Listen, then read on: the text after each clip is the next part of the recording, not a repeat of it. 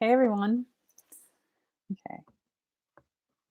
So hopefully today we will have zero technical difficulties. I'm back in my workshop. I'll give people a little bit more time to arrive. Um, again, I love that you are all showing up from Germany. I think that's fantastic. I haven't actually looked to see what time it is all the way out there. Let's see. Texas. Oh, you're welcome, Kat. I'm so happy to see you. It's so nice. I'm dying to get back to Austin. I don't know that we're going to do that anytime soon. I don't know that anyone's going to be traveling anytime soon for quite a while, but I would love to spend time in Austin at some point. Let me do a really quick intro because I keep forgetting that these are kind of going to live on YouTube forever in the replay. So, hi, this is Elena of the Witches Box, and in a little minute, we're going to start with our fourth and last guided meditation for the week. These have been going out live. Um, we can talk later maybe about potentially doing these a little bit more frequently in the future as an ongoing thing, if that's something that feels like it serves you. Um, yeah, and the intention for doing these has been partly, not partly, but predominantly about just giving you an opportunity to experience meditation as opposed to just talking about it and giving you instruction about it. Think that direct experience is the best teacher for all of us. Ultimately, yes, it's great to have book knowledge. Yes, it's great to receive instruction from teachers, but until you actually start doing it, you're not going to get the full effect of what you're supposed to be learning. And it also exercises that internal trust muscle, which is so important, particularly as witches. So that's my opening intro. And let's see what's happening here in the chat box. Austin is so beautiful. I've got 2 extra furnished rooms and guests for guests because I'm all about sharing this wonderful city. I love that, Sarah. I mean, I love it. I've been there now 3 times. I spent 4 months there last year, and it's just a cool city. You know what my favorite thing about Austin? Well, Austin's cool in many, many ways. There's always some kind of cool pocket of something to explore, but Torchy's tacos, can we have a conversation about Torchy's? I love Torchy's. I also love the breakfast taco culture. Forget it. And here is the other thing. Torchy's tacos are my favorite. I can't believe I'm talking about Austin, Texas, but here's where I'm at because I haven't gone out to eat in so long that I'm dying to go out to eat. Torchy's tacos. And if you go to Polvo's, and I think Polvo's is on Congress, their burnt tomato sauce, I, I want to cry. I want to cry just thinking about how good that sauce is. I would go there and buy like a bucket of it and put it on everything. All right, enough about Austin. Hey, Anthony. Hey, Maria. Hey, Valerie. Jill. I'm going to go up the list. Kristen, Kat, Shauna, Asia. I think I already said Sarah, but Sarah, Rain. I love that name. Monique, Suzanne, Janine, Elizabeth. I think I've already said Sylvia, but maybe I haven't. So welcome, everyone. Torchy's tacos and polvos are wonderful. I'm loving this tangent connection. Listen, you can get me talking about food any day of the week and I can talk for hours. But yeah, that's a big reason why I love to Austin. But I also have friends in Austin. Austin's cool. Okay. Enough about Austin. The only thing that's missing in Austin, one last thing, and I promise I'll shut up, is that there's no beach. But what are you going to do? What are you going to do? All right. Good morning, everyone. That's okay if you missed yesterday. We have it on the recording. So you can go back and check out those videos anytime you want, as often as you want. I'm going to kick this question out there since we're going to start in a minute, but I just want to kick this out that I'm tossing around the idea of giving you all more of these guided meditations that you can then just use on your own as a guide in the background while you do the meditation.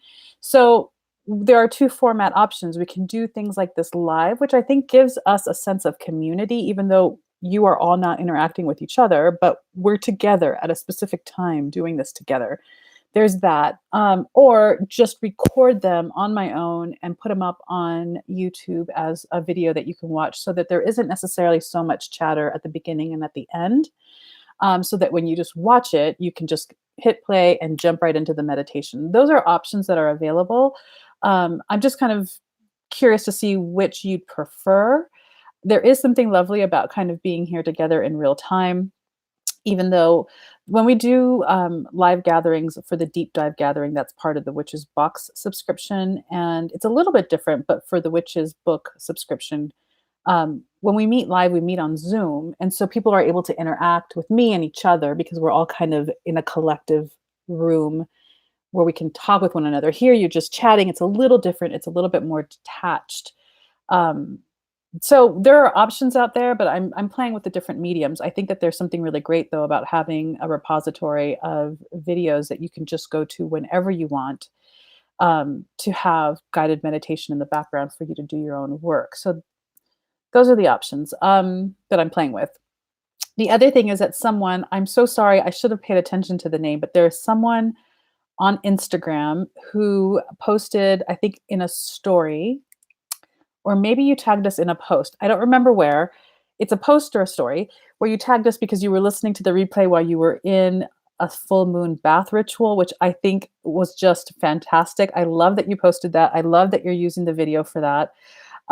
That's what it's intended for. It's intended that when you have this replay now and you want to do this work again, you have me guiding you basically. It's nice to have a voice guiding you through these meditations when you don't have the whole thing memorized by rote, right? It's a good support system. At some point, you'll get it down and you'll memorize it and you won't need a background guide to do it. So that's also a bonus. Okay, let me read. There's a lot happening.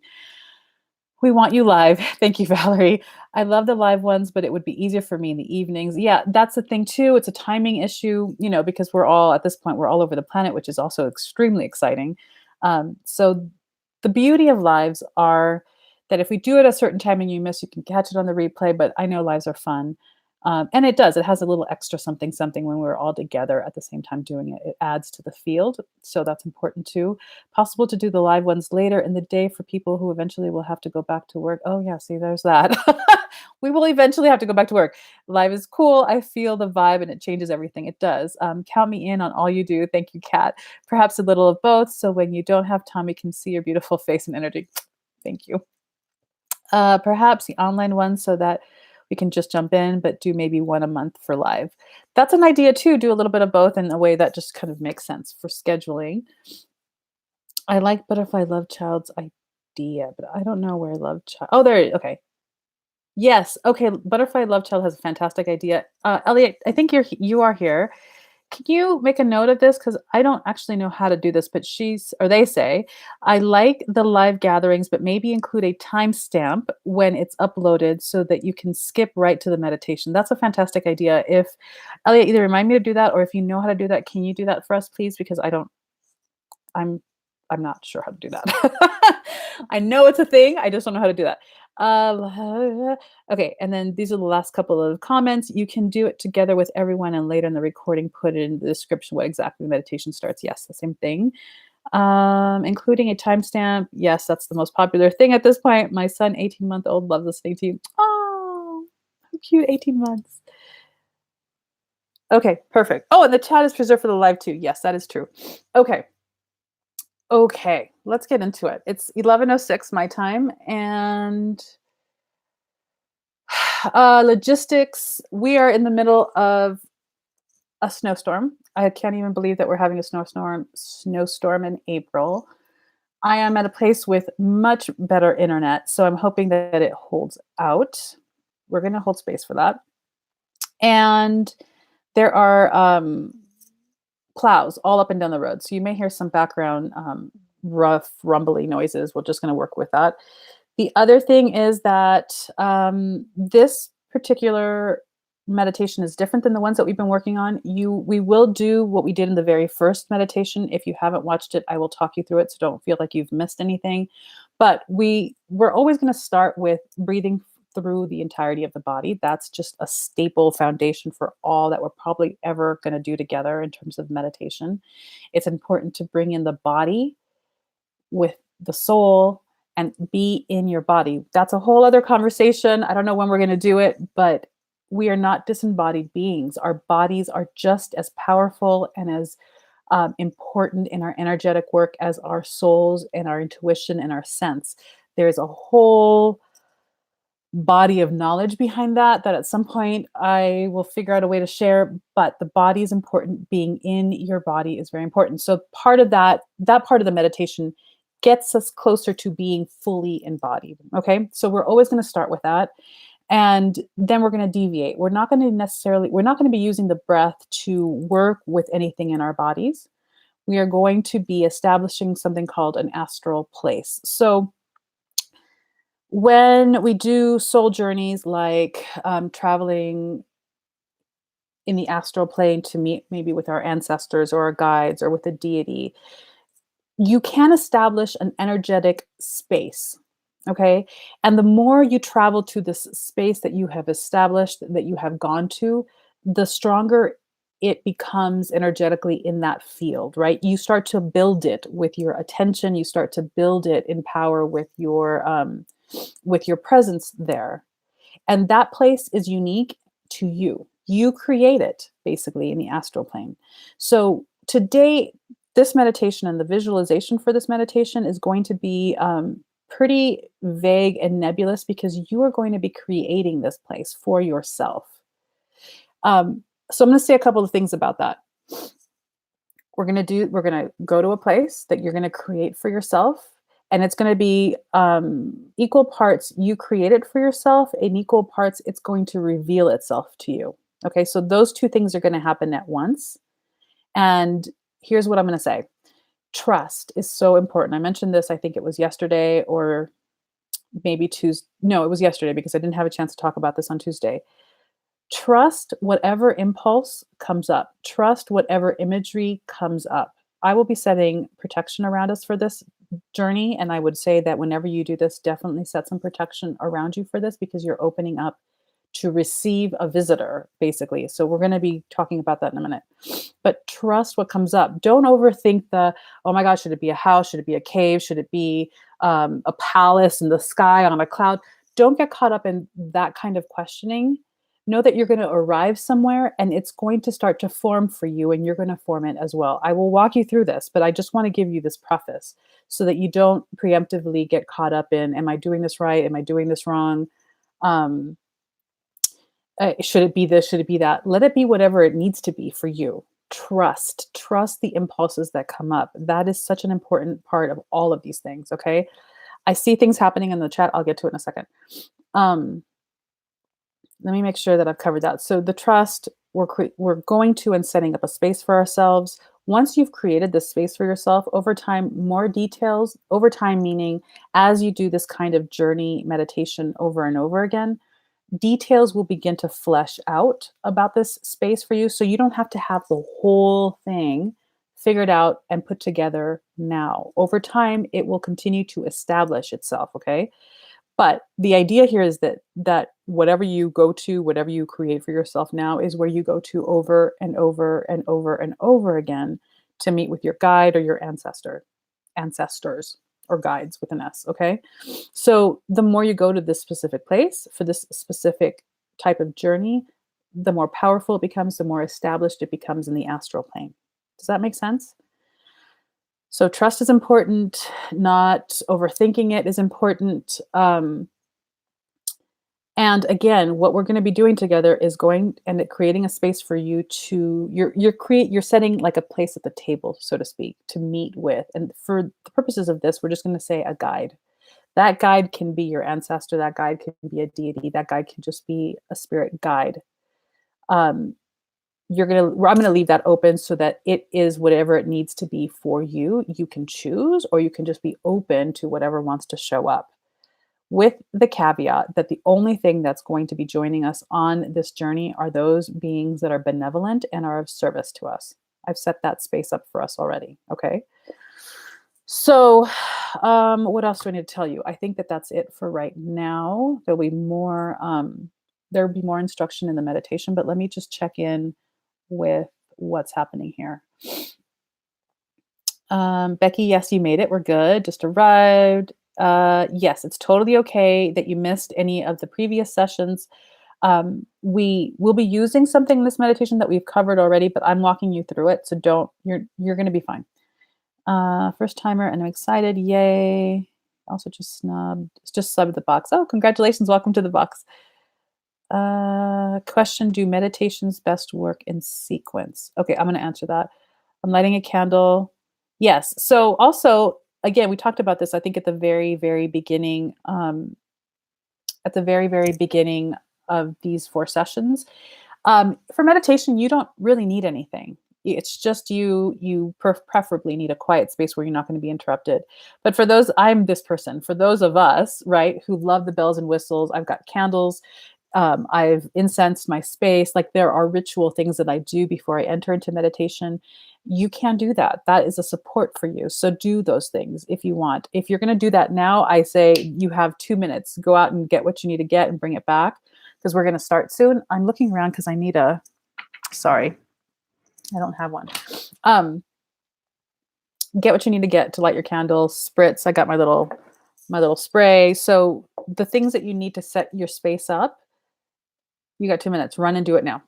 The next question, do you need to do those in sequence? You don't need to do these in sequence. I think I probably already answered this. The first 3 meditations that we've done this week build on each other in terms of establishing a pattern of how to go into meditation, but you don't have to do any of these in sequence.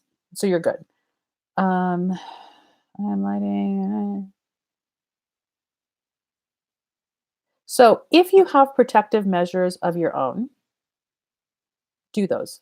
And it can be super simple. It can simply be that you just intentionally cast a circle around you right now where the only thing allowed to enter your space or connect with you is benevolent and of service to you in some supportive, healing, positive way, whatever those are for you.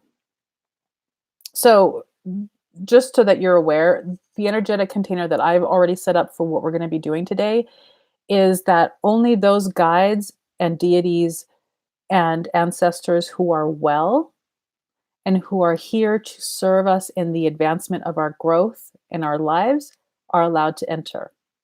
That's how I set that up for us. Leaving room for whatever that might be for you, right? Because it may not be, for me, it might be a specific ancestor. For you, it might be a guide. For someone else, it might be a specific deity that's been like knocking on your door.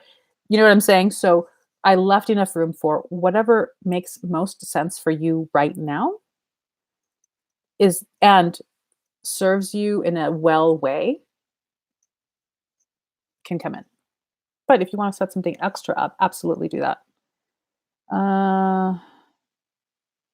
If you don't have any physical materials on hand, that's totally fine. You don't actually need it. This is the secret that I keep telling people, even though it's kind of counter to what we do here at the Witch's Box. You don't need to have a single damn thing to be a witch.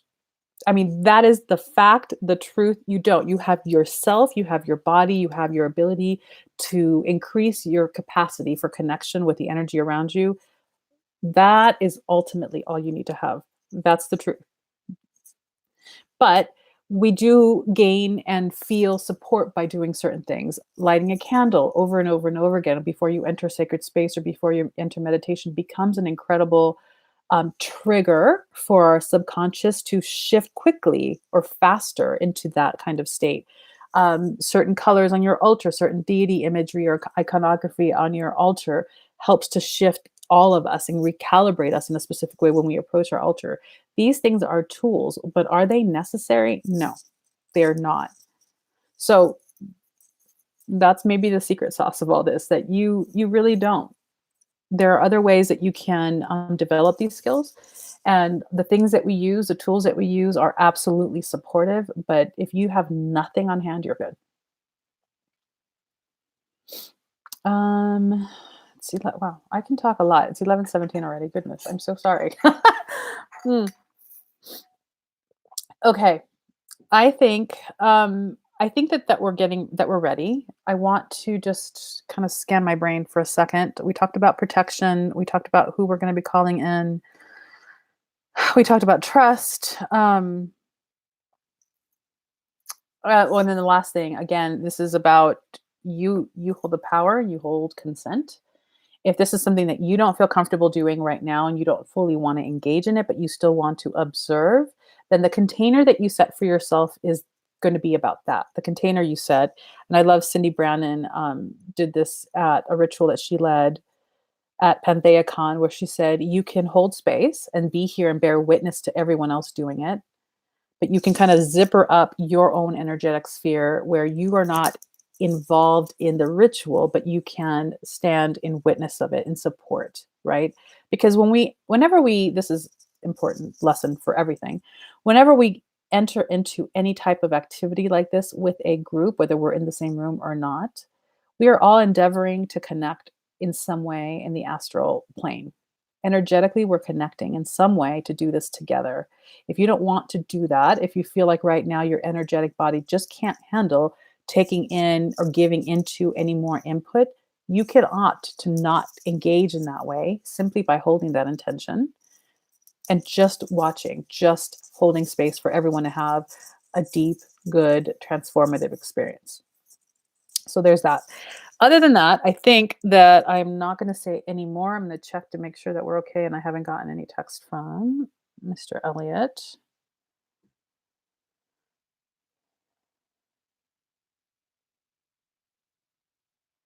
Okay, I think we're good. All right, let's all close our eyes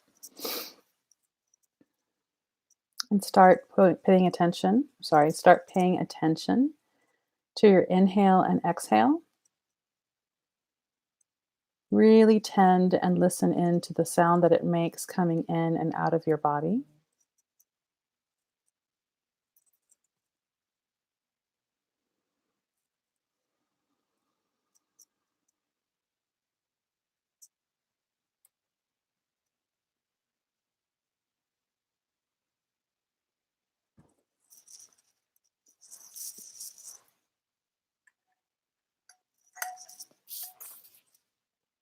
And for those of you who've done this before already, begin to draw in that air deeper, slower, but with the whole of your body.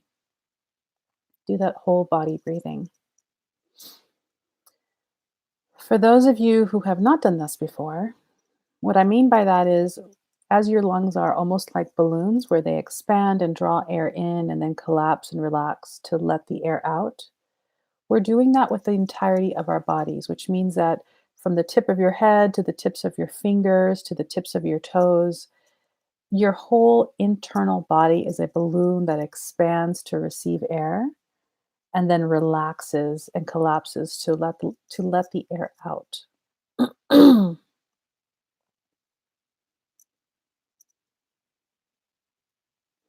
you want to practice breathing in this way. Sometimes you see it, sometimes you feel it, sometimes it's a little bit of both. And if you feel like you're not quite getting it, that's okay. Just trust that the intention is enough to do something. Something is already happening as you breathe this way.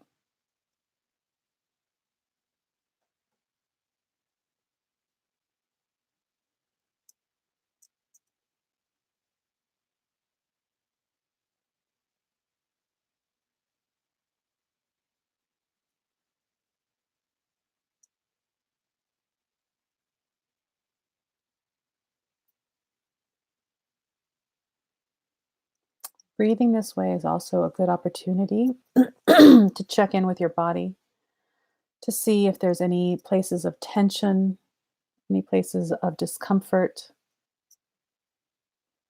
where as you expand with the in breath,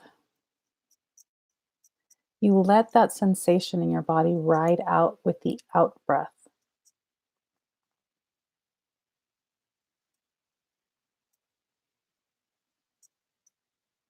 You might feel a shift immediately, you might not. It's okay. The exhale is really powerful and beneficial for releasing tension spots and places where you feel constricted.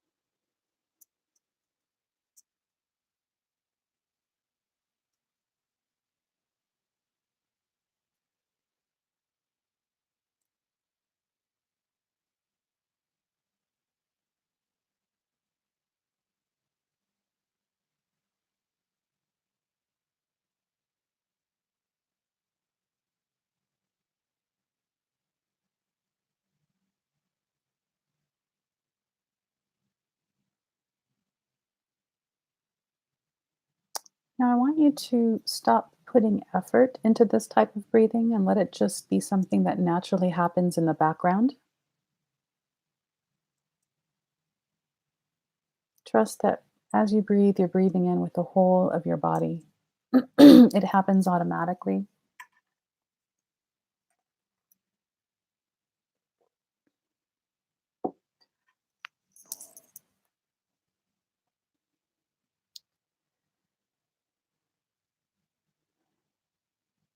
And I want you to begin to see yourself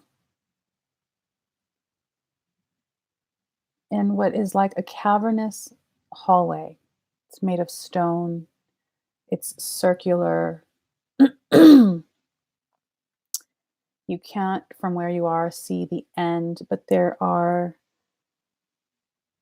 candles in sconces or on sconces along the walls of this circular stone carved hallway. The light is dim, but you can see that there is a path ahead of you. You can't quite see the end, though.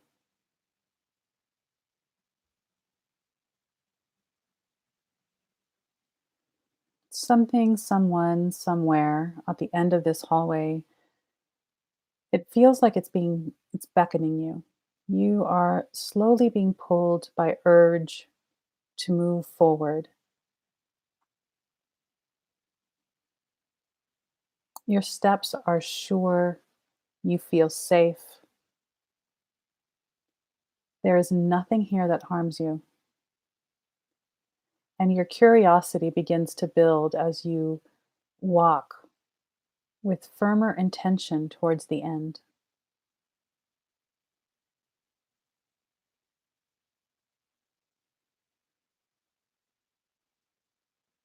The further you get, the longer you realize that this hallway is.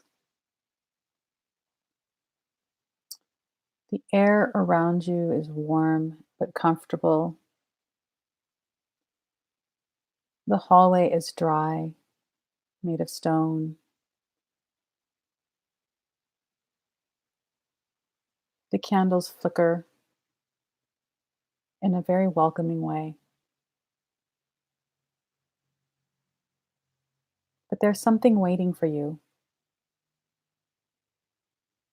and you start to feel a sense of anticipation as you walk a little bit faster to get there.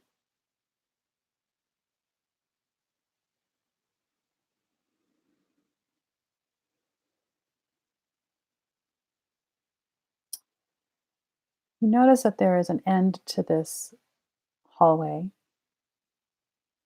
It tees into a wall, but then there's options where you can go to the right or you can go to the left. So you stop right there between both options. Both directions offer other hallways, round, circular, carved into stone. Both are lit with the same candles that you passed along the path that you walked already. And both have for you equal pull. There is something waiting for you at either end of these hallways. So now you must decide which one you go. There is no right, there's no wrong, but you must discern for yourself which direction you will go into. Take a moment to feel which one you're going to choose. And then when you're ready, turn and walk in that direction.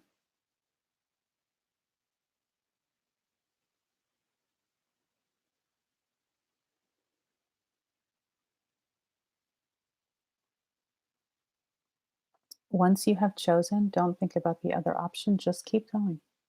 Trust yourself.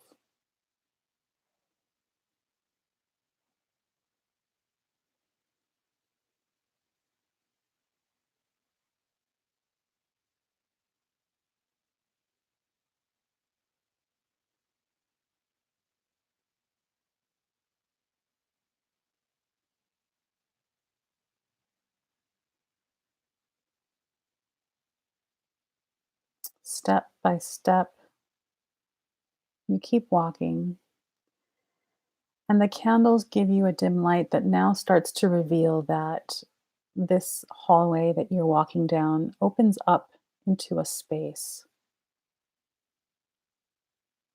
Can't quite see what's going on there, but you know that it's opening up. And when you reach that opening,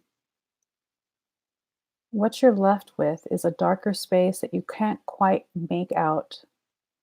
You're not sure if you're in a room, in a house, in another bigger cave. You can't tell, but you can feel it now. There is large empty space. The walls of the hallway have fallen away, and you can't quite see the parameters of this room because the only candle that is in this space now is at your feet. You can bend over now and pick it up. And now, on your own, with this one prayer, begin to look around with the candle and light the space to see what is there. And your prayer is this: reveal to me the sanctuary that is mine. Reveal to me the sanctuary that is mine.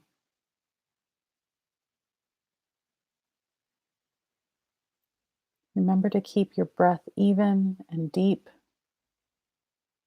and spend some time exploring this space.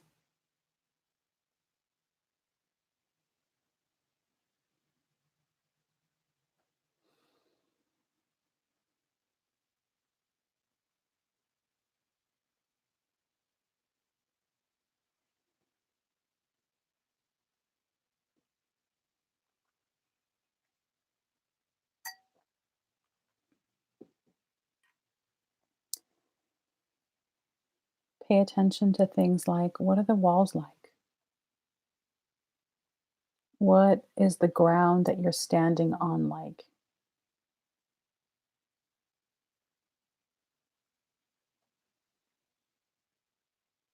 Are there lamps to turn on or other candles to light? Are there images on the walls?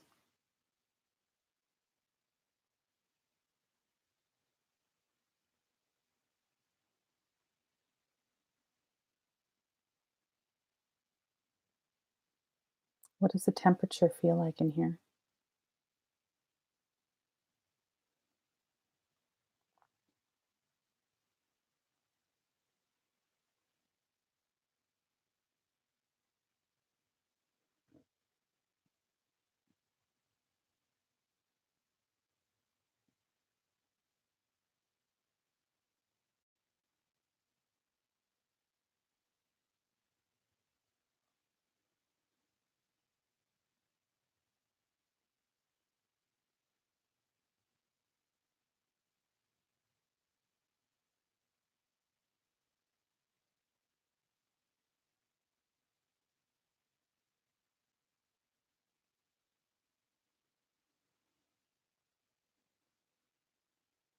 Take some time, if you haven't already, to light the entire space with whatever tools are available to you.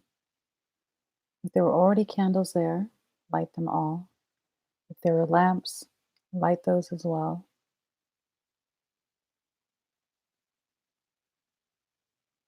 And now, if you feel like there just doesn't seem to be enough light to see it all, create one.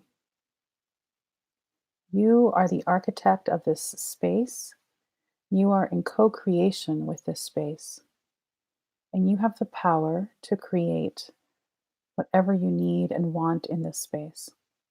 So, if the light is not enough, you can add light to the space yourself in whatever form you want.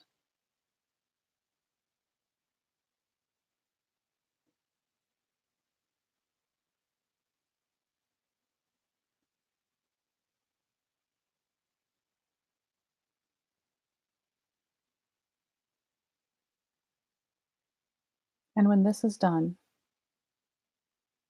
Look around what you have so far, taking in every detail, every item, if there are any, the space, what the dimensions feel like when you stand in the middle of the space. Take note of everything that you can see so far. And it's okay if it's not a filled room, it's not fully furnished. That's completely okay. We're not there yet.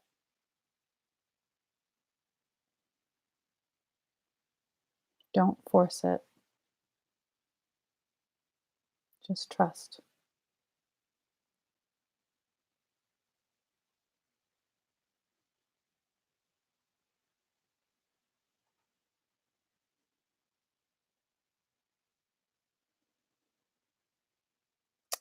Now, as you've looked around, you've taken kind of a visual inventory of what the space looks like and what's in it so far. I want you to pick a place. It could be in a corner, it could be in the middle of a wall, it can be in the center of the room, it can be anywhere you want and feel is appropriate to place a chair, a throne, a perch, whatever it is that makes sense for a guest of honor to come join you and sit. And this guest of honor will be a guide or an ancestor or a spirit or a deity that you will come to this space regularly to meet with and converse with. You want to pick a place that is worthy of this type of relationship, and you want to choose a place and a chair or a perch or anything that they can sit on that conveys the honor that they will hold for you and in you.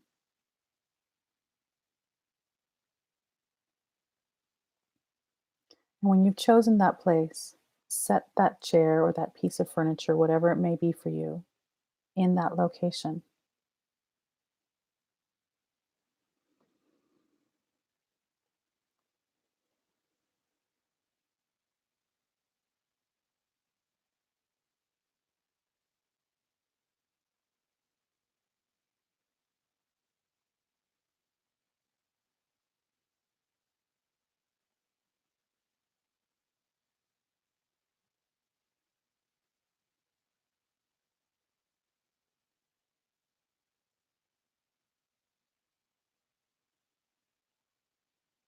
Once you've done that, I want you to take a moment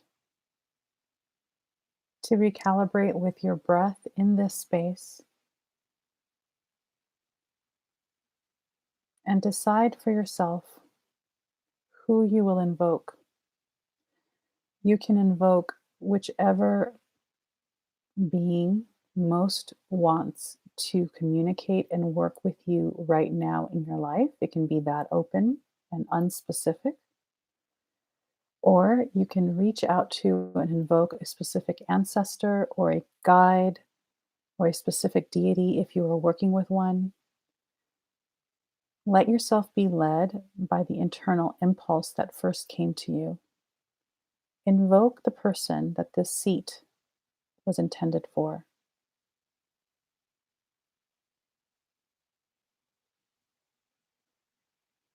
An invocation can be as simple as, please come, or it can be elaborate and long and poetic. Trust whatever comes to you and wherever you happen to be at right now in your process.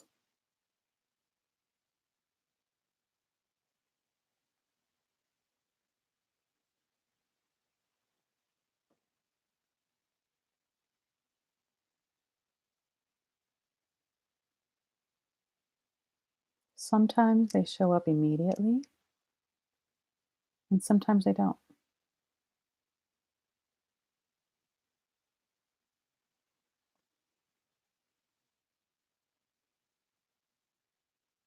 If a being has shown up for you,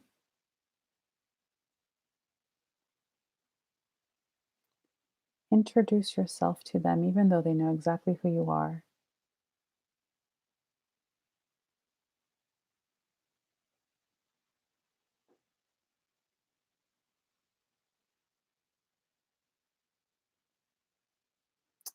And then, as feels appropriate for you, ask what the parameters or the culture of your relationship together in this space needs to be.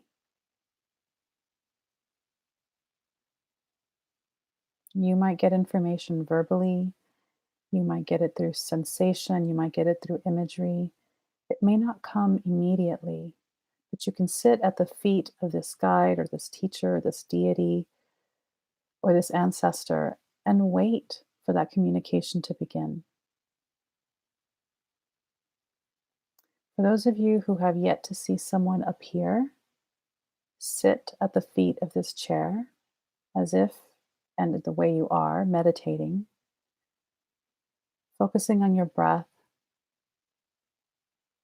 opening your body, and dropping in the intention that the invitation is open and that you are waiting and willing and ready. And just be there.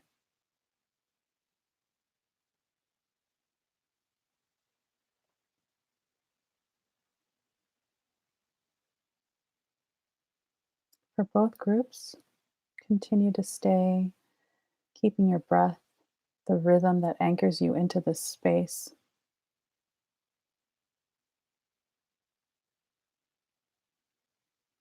And stay present with the process.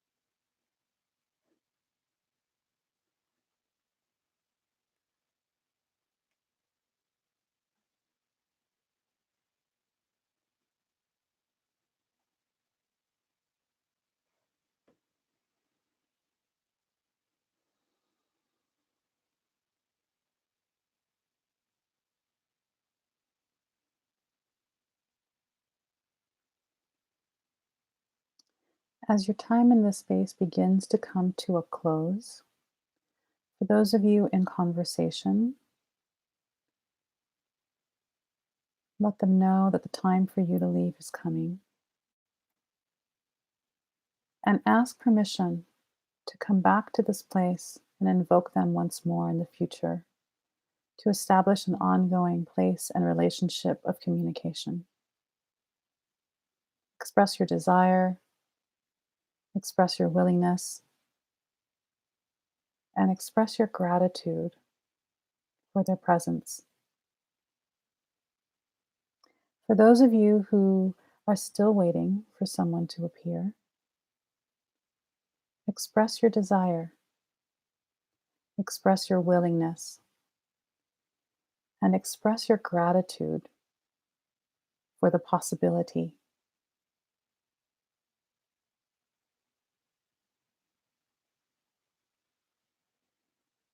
And for all of you, before you rise up to your feet, I want you to create another candle.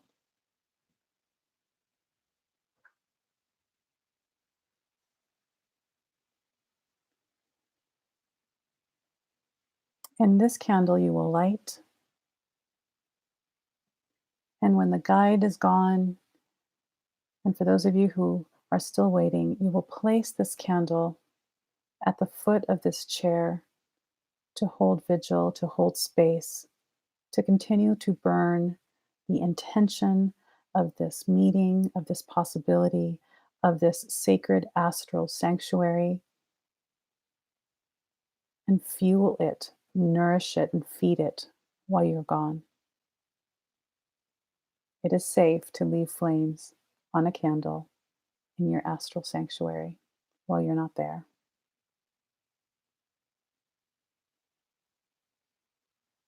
Rise up to your feet.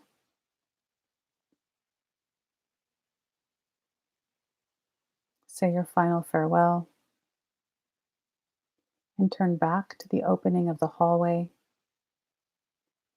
and begin to walk away all the way through from where you came.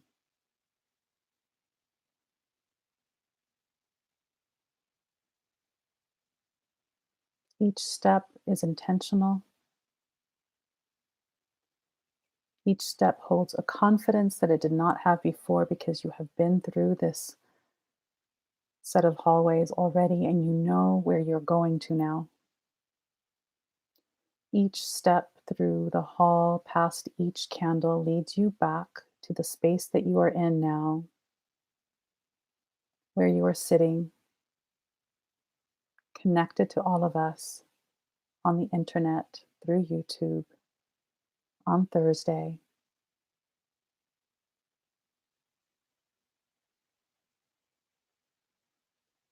When you arrive back here to where we all are, take a moment to end your journey with 3 long, deep inhales and exhales, and then open your eyes and return to us.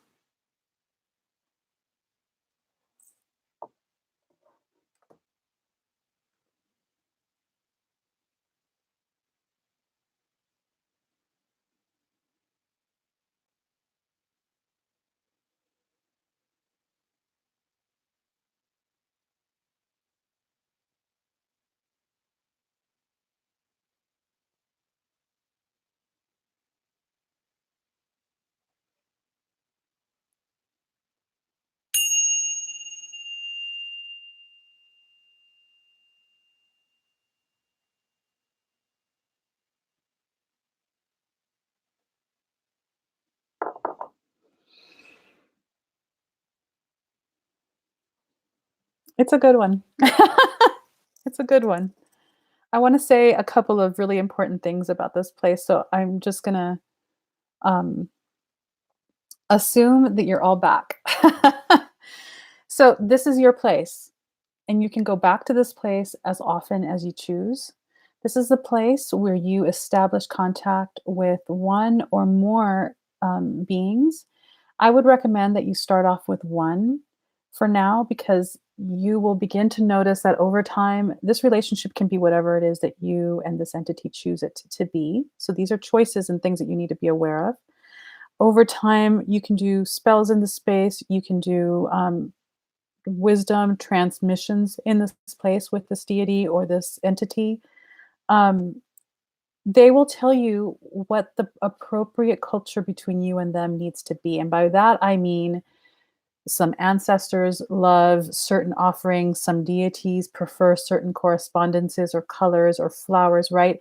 Every entity that we come in contact with, each guide that you have, each deity that you work with, each ancestor will have a different type of way of preferring interaction with you and things that they prefer as offerings. So you want to spend quite a bit of time establishing what that specific culture between you and that entity will be.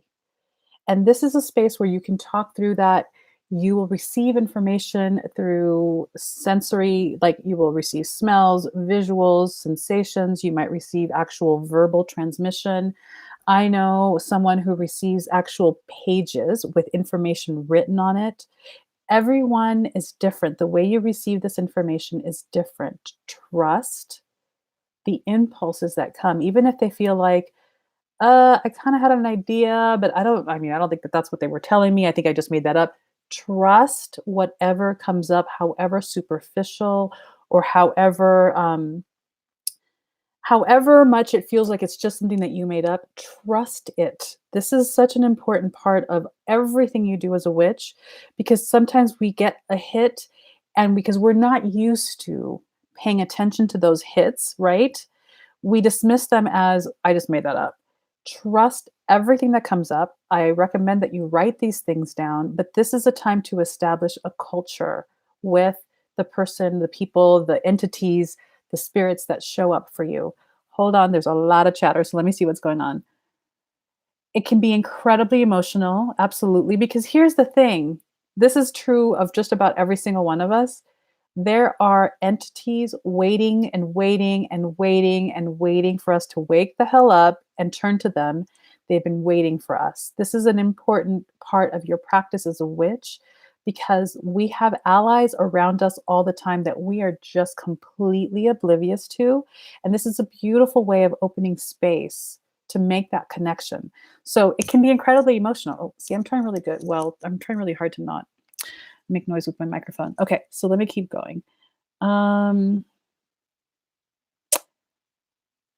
okay, so Dolores, I'm going to come back to you in a second. I wish I could live in a space all the time. It's a beautiful space, and I'll talk about the space building in a second, but let me just get to all this. Emotional and beautiful. Third eyes tingling and itching. Third eyes can get really activated as well when you do this, if that's the system that you work in. I got 3 guides. Okay, beautiful.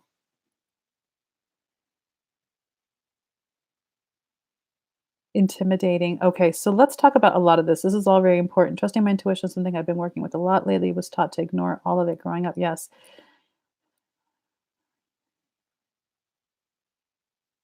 She was waiting 26 years. Okay.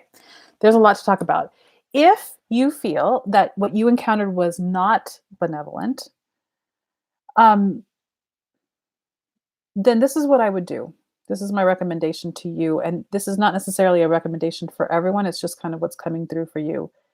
I would, the next time you go down that hallway, go down the other one, not the one that you went down, number 1. Number 2, if you can get a hold of tourmaline or onyx, have that on you when you are doing the meditation, but also take it in with you into your meditation so that your astral body also has the stones with you. And I would also create a talisman specifically for when you travel the astral plane. There are, I'm trying to think now. I don't have a specific blog post, but I would,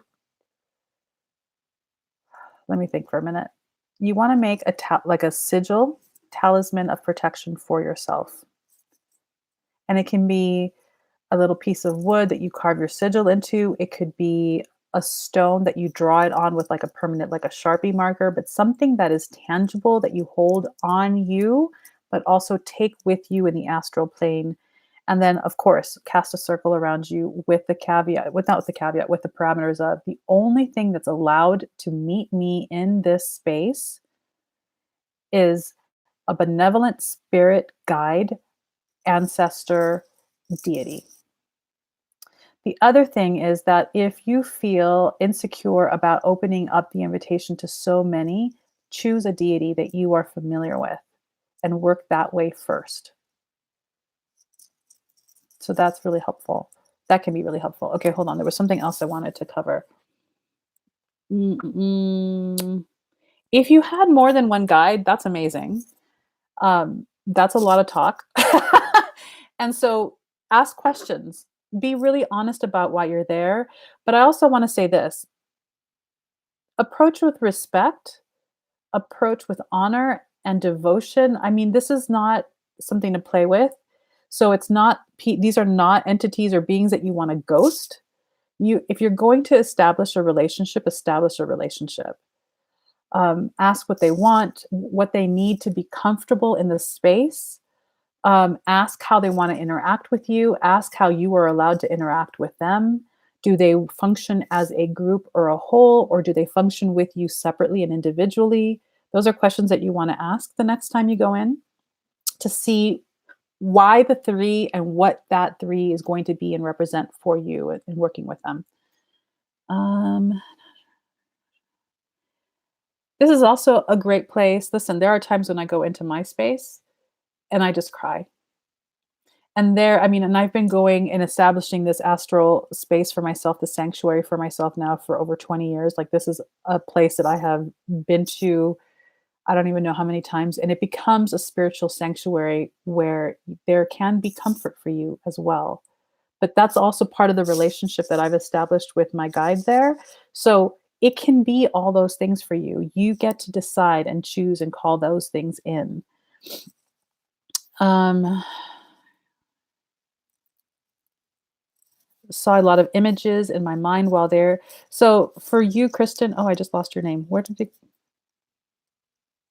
Kristen, there we go. For you, Kristen, that's really great information. That's likely how you're going to be communicated with. Like we all have our own different language that we're just much more predisposed to. So the first few times that you begin to do this, you start to pick up on how you're going to receive this type of communication.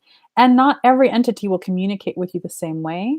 So it's good to kind of feel that out. This is why, I mean, I repeat myself 1,000 times. You're all going to get tired of me, but journaling for me is fantastic that way because I can say, when I meet with so and so, this is how I tend to get the information. But when I meet with this deity, it's a whole other ball game. So that you're aware of what the culture is between the two of you in terms of how you communicate and what that looks like. Um, okay, hold. A cat joined me first. That's amazing. I love that. Uh, Okay, Sylvia, girl. Bugs were covering her face, so I thought something went wrong, but she still smiled and told me the bugs were my own inner demons, so to speak, like my negative thoughts, and that's my work to be done. That's powerful. That's powerful, and that's an amazing example of some of the things that you can and might encounter in terms of the visual metaphor of the way different entities will speak with you or communicate with you. That is incredibly powerful.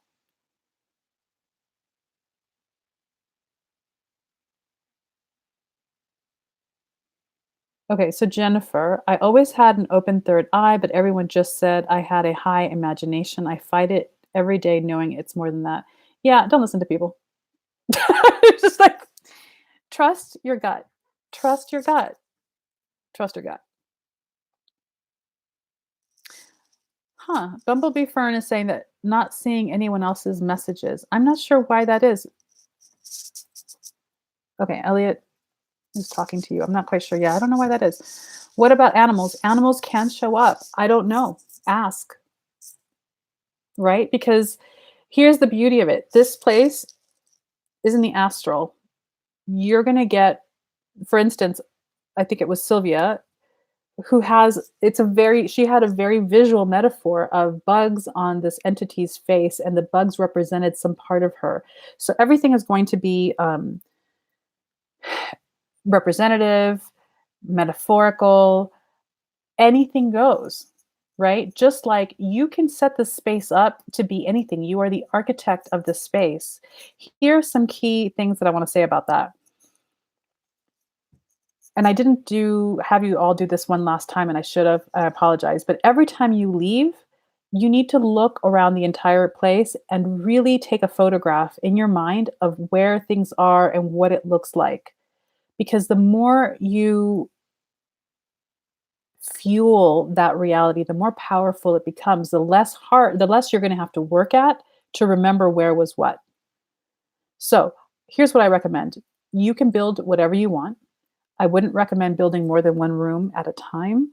I don't know that you need more than one space. Don't build multiple rooms if it's hard for you to track where is what and what's there. You are also capable of inventing something out of thin air. You can create the candle you need and leave it there. Now it's there. When you come back, you need to tend to the candle that you left lit. The chair is still there.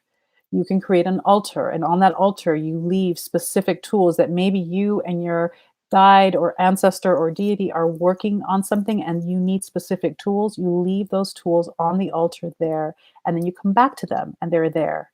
But remember where you left them. Every time you come back to what you left, you fuel and empower it.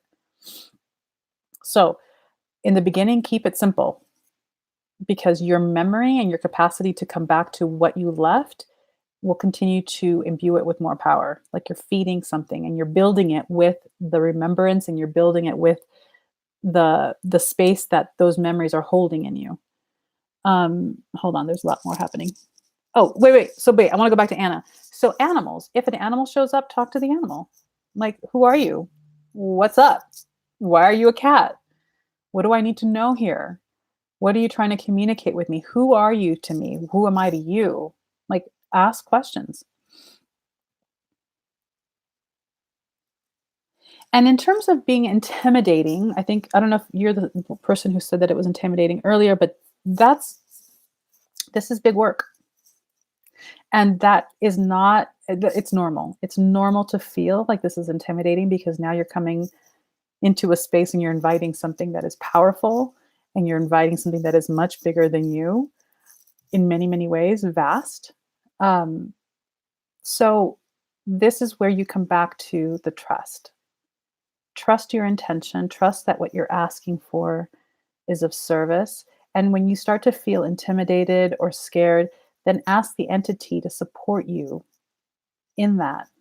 Help me to not feel intimidated. Help me to not feel afraid. Help me. What do I need to know? What's wrong that needs to be looked at? Um,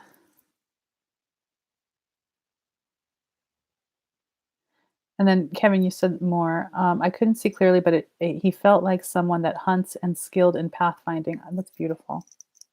I mean, that's beautiful. And then two, we are not used to standing in the face of so much power, and that can come across and feel intimidating as well.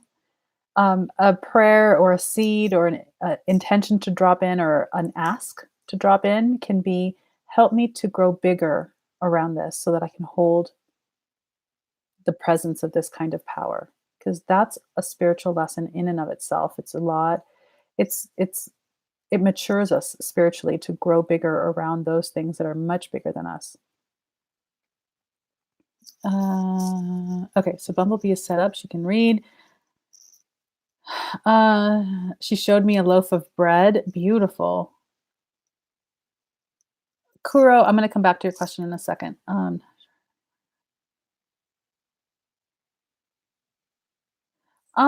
Okay, Becky, I don't know. I think that Becky asks, not sure if anyone asked, but can you take an animal with you to meet the ancestor? I would ask the ancestor first and see what they say. Kristen asks, is there a good book to help with exercises like this? I am not quite sure yet, but when I do find one, I will let you know. Is it possible to have guides in both rooms? If you have more than one room, you can create different spaces for different guides, or you can have a room for a guide, a room where you meet with a deity. You can have different spaces, absolutely. But if you've not done this work before, I would start with the one to kind of establish it and then move on to the next. Unless you were met by more than one person or more than one entity and they requested their own separate rooms. And then I'd ask both for the capacity and power to track both, because you're going to need energetic support doing that. The cat curled up in my lap and slept through the whole encounter. That could be like a protective guide. That's beautiful.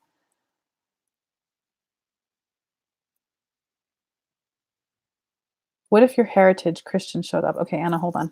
We're going to get back to that because now I lost track of someone else. Hold on. I had her. Okay, so Butterfly asked, I had a persistent thought of a specific deity, but I wasn't sure if it was legit or wishful thinking. Trust it. Trust it. I'm telling you. Don't even question, just trust. And if the question comes up, trust anyway. Okay, wait. There's more questions coming in, but because I'm going to lose track. So I'm going to go back to Kuro.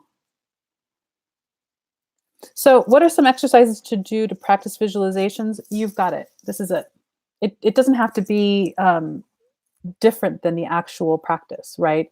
So for instance, we did the returning into the body meditation on Monday, and there's some visualization involved in that. It's very light. It's not multi-layered because I think it was Tuesday and Wednesday, you had to hold 2 tracks where you're visualizing that your body is opening and closing to breathe while simultaneously also directing the breath to a specific organ and out. Like we had multiple layers of visualization going on.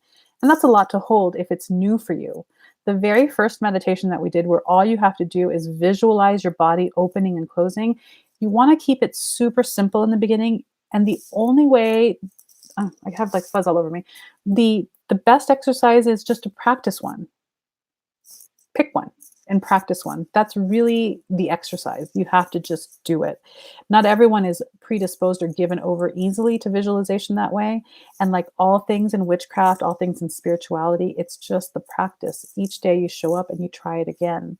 Um, and then as you feel like you become more proficient, you'll notice that multiple tracking becomes easier. So by the time we got to the ritual, yes, not a ritual, well, it was ritual, but the meditation yesterday, there was a lot going on.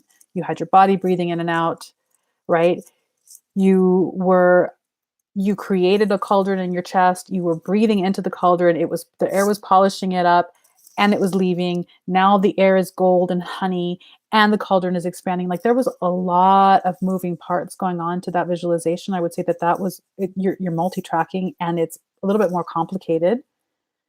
Um, if it's challenging for you, don't start that way. Start with a very, very easy thing where you're just doing one thing and you're just trying to visualize your body opening and your body closing and your body opening and your body closing.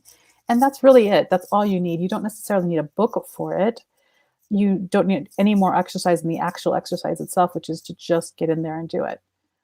That's it. Okay, so that was that. And there was someone else I wanted to come back to. Oh, yeah. Okay, Anna. I need more information. What if your heritage showed up? So, what does that mean? Does that mean, was it Christ? Does that mean, was it like a priest? Give me more information so that I can better answer you. Um, so Kat says, I had selenite and amethyst with me. My space was radiating white light from my guide ancestor. I cried the whole time. Safe, peace, highest love, beautiful. I want to say a couple of things before I continue talking with you guys in the chat. These comments are amazing. And these are the kinds of comments that I want to see in our free forum that, Elliot, can you post a link to that? We talked about this yesterday. We've been talking about it for a while. We just opened up a forum that is free to all of you who have a login to the website because we want to continue creating community. I want you all to start connecting with each other. I want to create a web of connected community, which is across the globe. And these kinds of shared experiences are so important because we're out here alone doing these practices. And sometimes we have the questions like, man, I had this weird experience and I mean, did I make it up? Is that the way it's supposed to go? Did something go wrong? When you share your experiences with each other, you start to normalize. And normalize is probably a very limited word, but you start to demystify. There you go. You start to demystify the process. And you start to understand that so much of this is common. So much of this is natural for where you are exploring. And you begin to support each other in that way. This is one of the things that I would love for that form to be used for, so that you're not out there feeling like you're floundering when you're doing all these different practices and you're like, was that supposed to happen? Does anyone else feel this way? Maybe someone else did have that experience and they have a different take, and you can communicate with each other and support each other through the growth. I think that this is so important. Okay, I'm going to come back from my little rant and go back to the comments. I was given a symbol to research, a mudra. Yes, Bridget, I love that. That's amazing. Bumblebee says, that's something I struggle with too, Butterfly. I always see a wolf, but I don't know if that's because it just seems like a cliche guide to me or if it's actually my true guide. Trust what you see and interact with the wolf as if it's actually absolutely supposed to be there. You're going to get information, I'm telling you. More often than not, we dismiss ourselves. And this is like the key to our disempowerment. Stop it. Stop it. You need to trust yourself. Because here's the thing. You trust yourself and you engage with the wolf. And maybe out of nowhere, it just dissipates, it goes away, and it wasn't a thing. You got information. You learn something and then you move on. That's like the worst case scenario here. So trust and engage. And ask the question, I'm not sure that I believe you. What can I do to believe you more? What can you give me that will help establish my trust in what's showing up for myself? Ask for what you need. Ask for what you need. I'm telling you. Okay. I find it interesting that there's two deities and my grandmother. I think that that's amazing. My grandmother made it very clear she wanted to see me as well. I love that. It was an image that my grandma had of Jesus. That's okay. And was that on your wall? Because I think that here's the thing. I have a lot. Well, I'm not going to go there. Let's see. Where do I want to go? Trust what shows up. Trust what shows up. Jesus is a consciousness.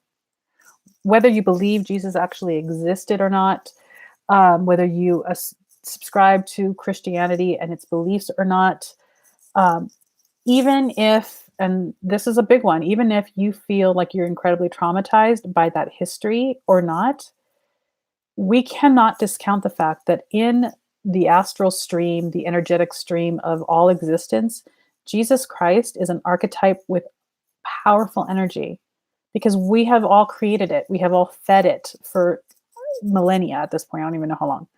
So the imagery can hold a lot of power. Ask, what does this mean? Why is this here? What does this mean for me? Or even this is a place where there's no need to lie. I don't want this here. What the hell is this doing here? And ask the question and see what comes back for you. Because the other thing, there's so much to like push on you guys. The other thing I want to push on you is that this is about exploration. You are your own witch. You are your own scientist. Ask the question, what does this mean? Why is this here? I'm resistant to this. And this is showing up in my sanctuary. Why?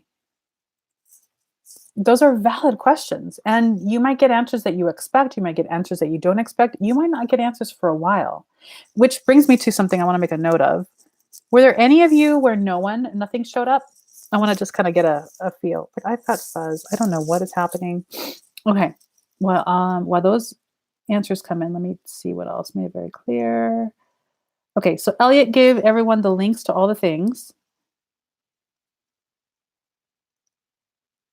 I'm going to say this wrong. I hope you don't mind, but Kaisenji said, I remember those kinds of forums back when AOL was popular. Great bunch of ladies. AOL, man. That was like a couple lifetimes ago. Yes, we have a forum. And the reason why we do everything on a forum is because I can't be doing any of this work on Facebook. I just can't. I think Facebook is a dumpster fire. The energetic vibration that supports the entire foundation is not conducive to safety. It's not conducive to this kind of deeper spiritual conversation and work. It has way too much noise going on. So even if you are trying to engage your fellow witches in a deep, honest conversation about powerful work, the energetic vibration is just a drainage to that. We need to have a container that is protected, that is well-intentioned and specific. So the forums, it is. That's it.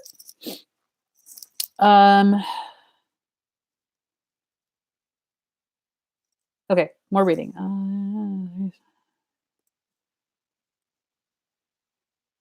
There was already a cat watching me in this space too. Don't you love our little animals?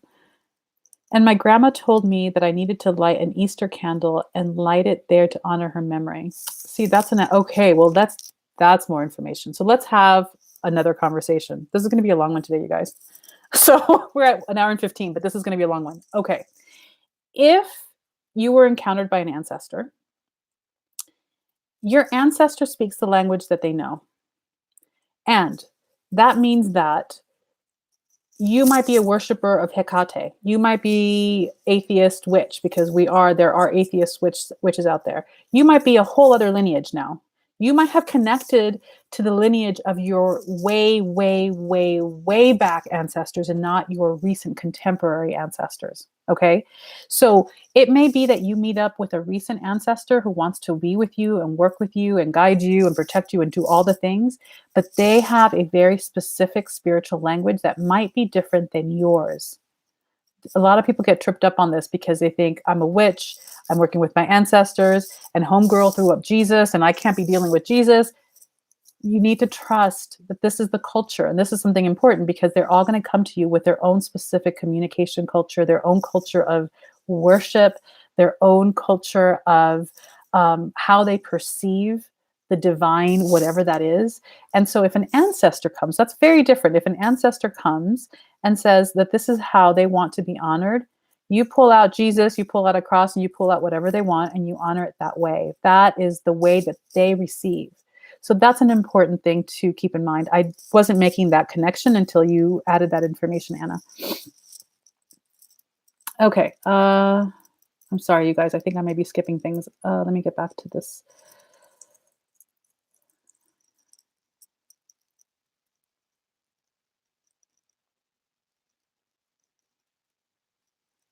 The phrase "follow the moon" came into mind.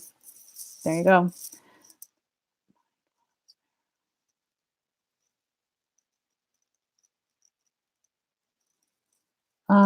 I didn't have anything physical show up for. Okay, so I didn't have anything physical show up for me besides the environment. It was more of a feeling, and I think I will have to do more visiting to that space to really uncover what is there for me. Absolutely.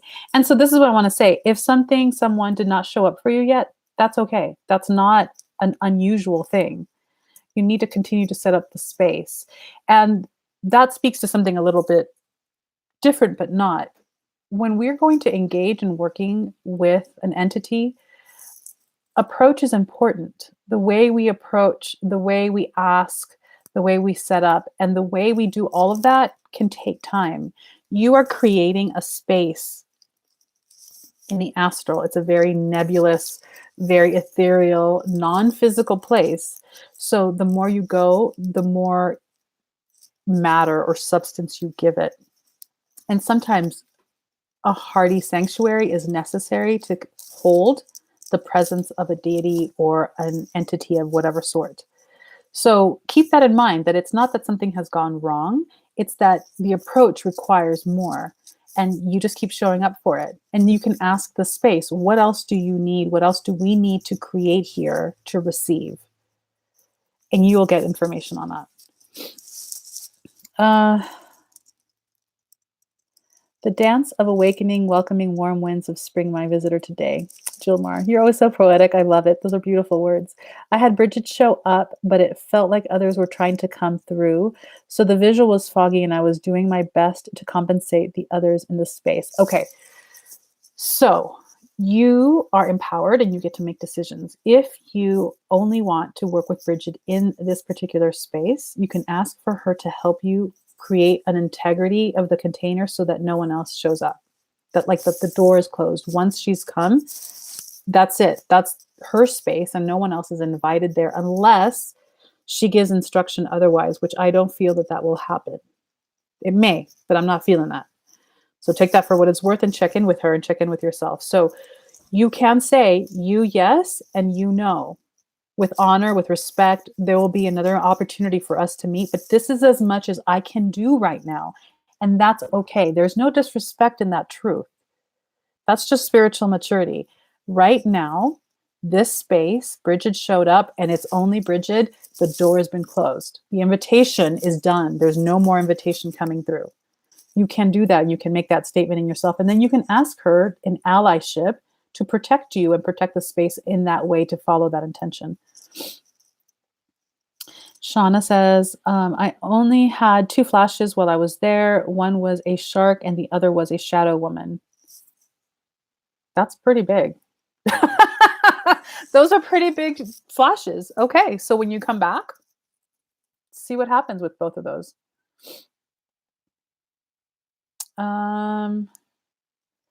Wow, AOL, I don't use Facebook. Yeah, I mean, I'm on Facebook because it's just kind of the thing that you got to do if you have a business and a life, but it's not the place for, it's just not. It's just not. I don't even know what else to say about it other than more and more, there is just an energetic signature to the whole platform that is not conducive to this kind of work. It's just not.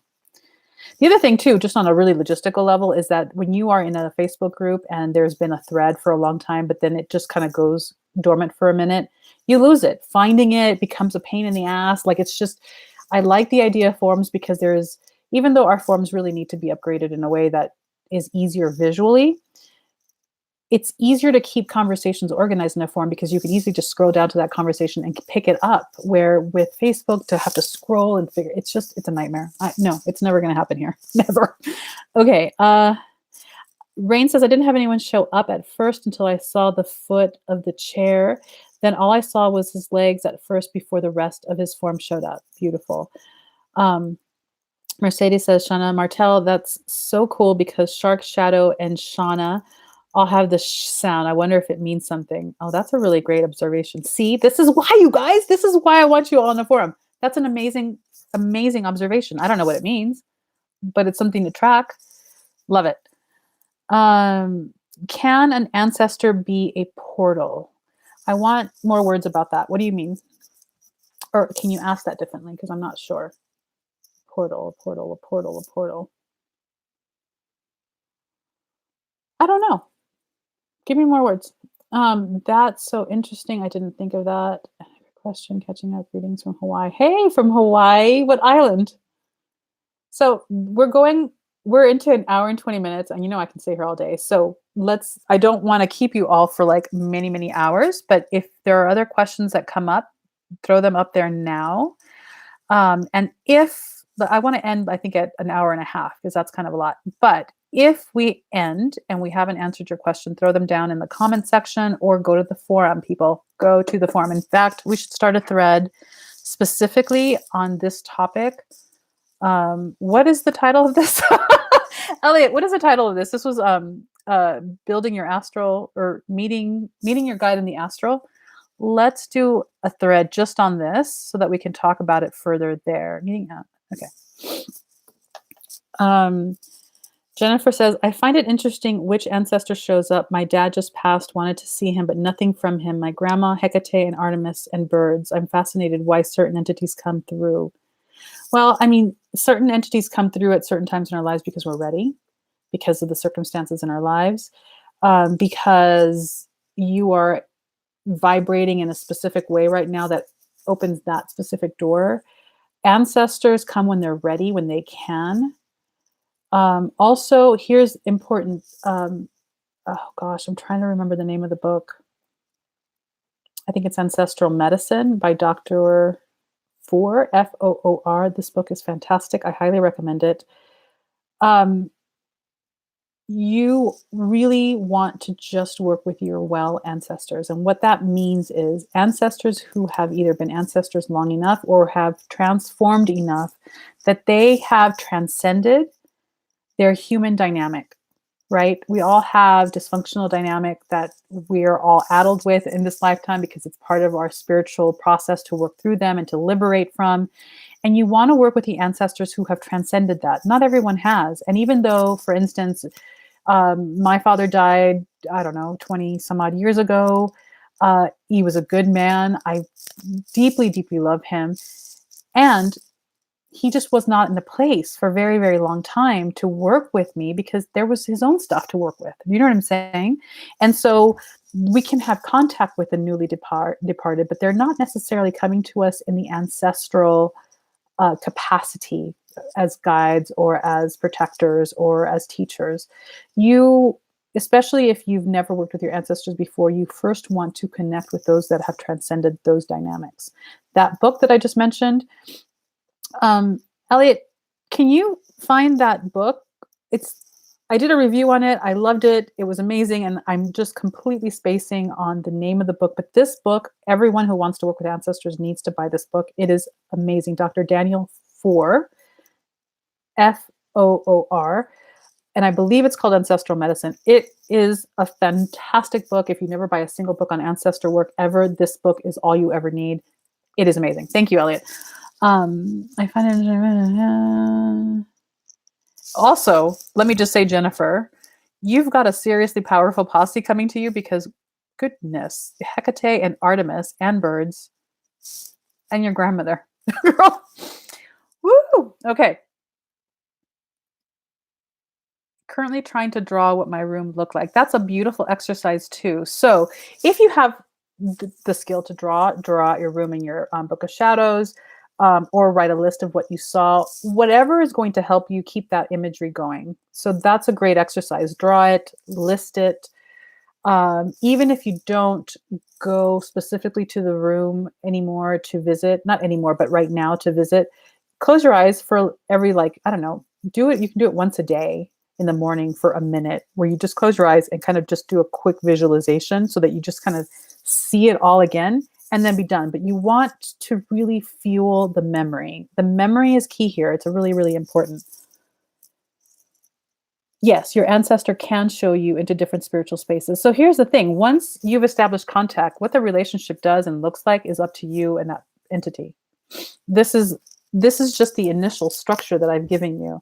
And it's a compartment, a space to go in and do work. There are many, many, many other things that you can do in the astral plane. People create sanctuaries or spaces or altars in the astral plane to do specific types of work, to do dream work. So this is a tool with many, many, many magical applications. This is just one of them. But once you've established that relationship, how and where that relationship goes for you is completely up to the two of you to create. There's no hard and fast rules that I'm ever going to give you about what that relationship looks like. And I don't know that anyone can or should either.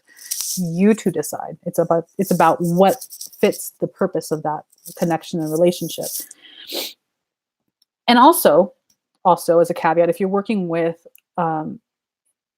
in particular with a deity will come with their own prescriptions and their own ways of meeting and doing things and where to meet and what that means and why and all the elements involved. Like there's a whole set of parameters that a deity will come to you with, and they will instruct you on what that's going to look like moving forward as well.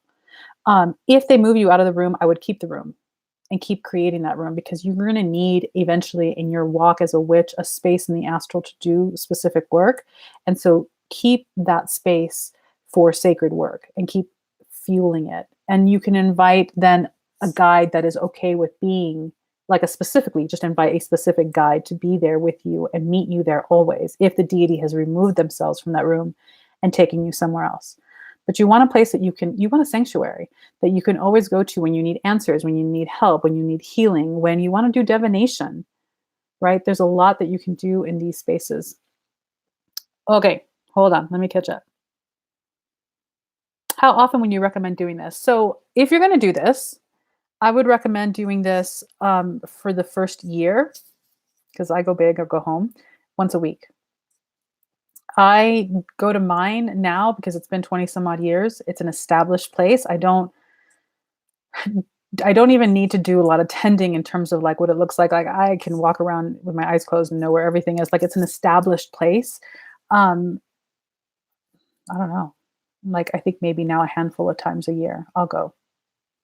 Right. So it just depends. But I've done a lot of work there and it's been 20 some odd years. So it just depends on where you're at and what you need with your process. But if it's something that you want to explore for yourself, I would do it once a week for a year just to kind of commit to establishing the place and then see where it goes from there.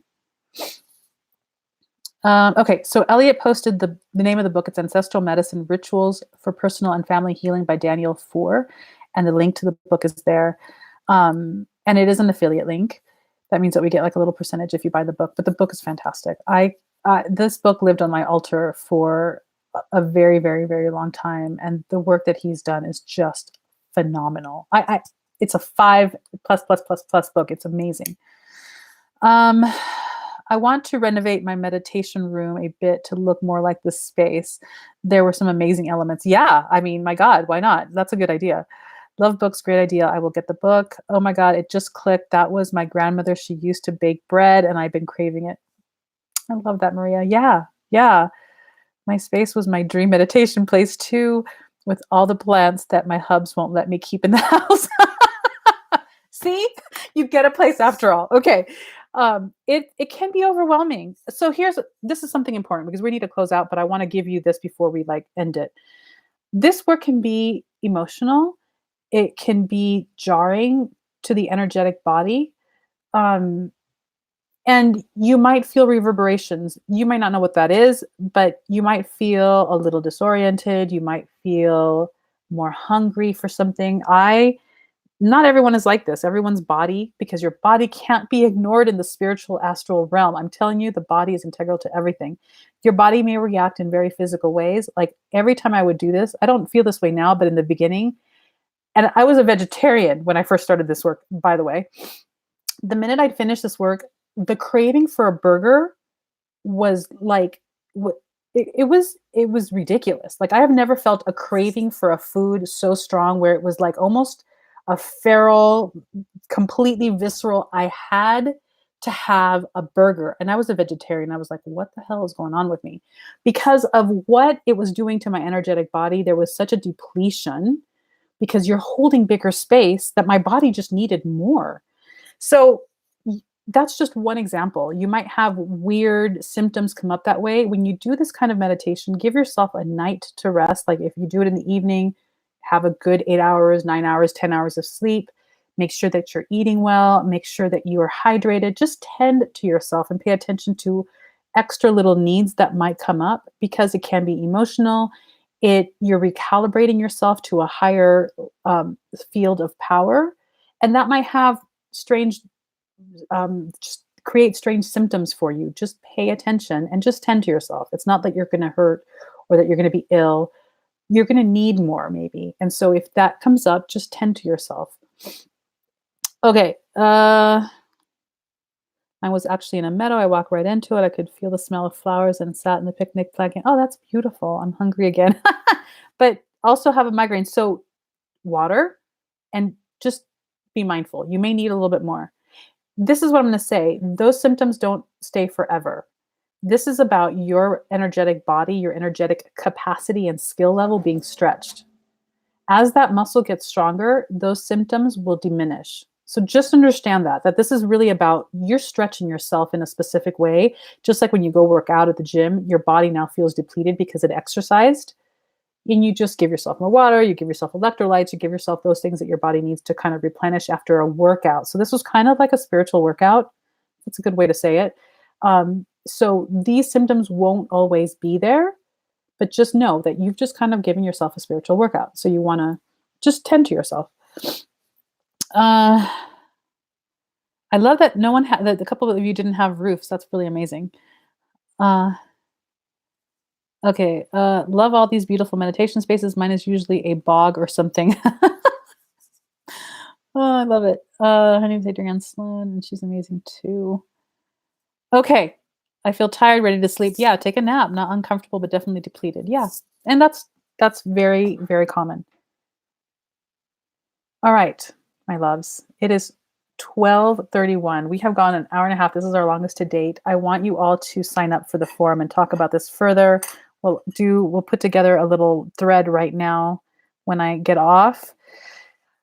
This is the last of our four. I'm going to try to figure out a way to like make this happen in some regular way. But this was beautiful and wonderful, and I really appreciate you all joining us for this and this experience. And I love that you're sharing your experiences. I want to hear about them as you go forward. Yeah, that's it. We're on social media. We're on the website. Books have gone out. The boxes started to go out yesterday. Hopefully by tomorrow they'll all be out. Maybe by Saturday. Let's cross our fingers.